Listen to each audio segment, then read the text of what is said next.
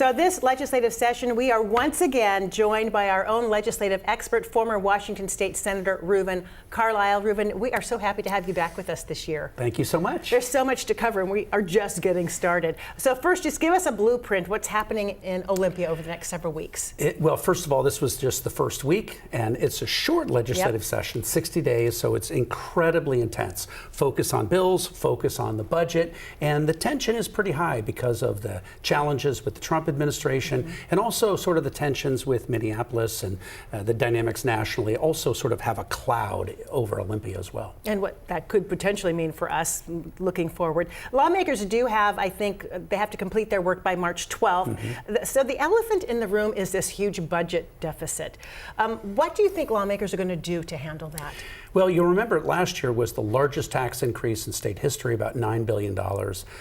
So this year it's a supplemental budget, so it's much smaller, just a tweaking around the edges. But they've already got a substantive deficit. So there's talk about some taxes on the millionaire's income tax, which is a longer term play. But there'll be some reductions and cuts that have to happen in this short-term session. So it's obviously has to play out, but you're going to probably see some resistance to short-term taxes. So you might see some big reductions this year. Resistance is almost a guarantee. Yeah.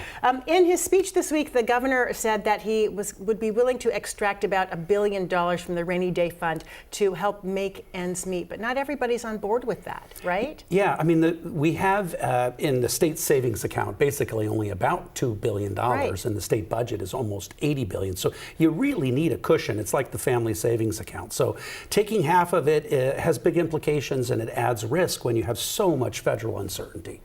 How do you think Republicans are going to react to everything that's coming down the pike? Because they're in the minority.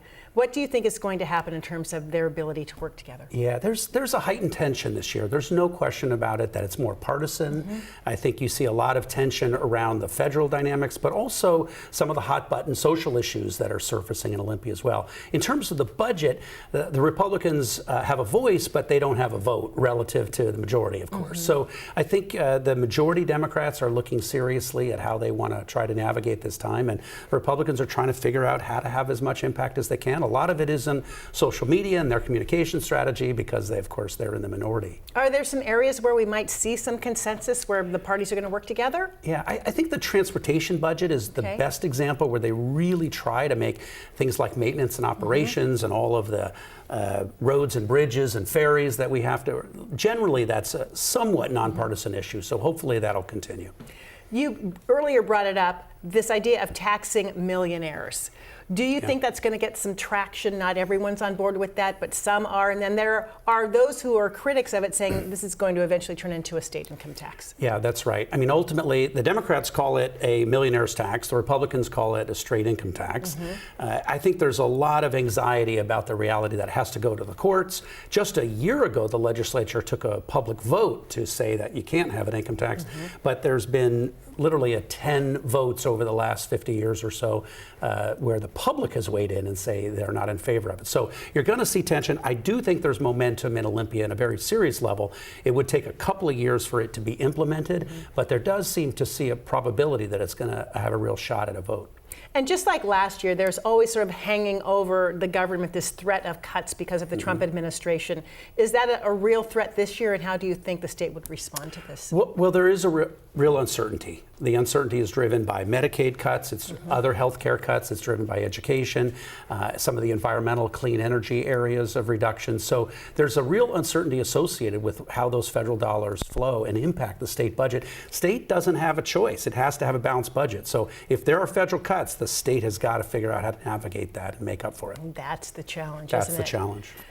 Well, thank you, after this first week of the session, for being with us. We'll have Reuven here many, many more times in the weeks ahead. And the next time we meet, we're going to focus on some hot button issues, some bills that are making their way through the legislature.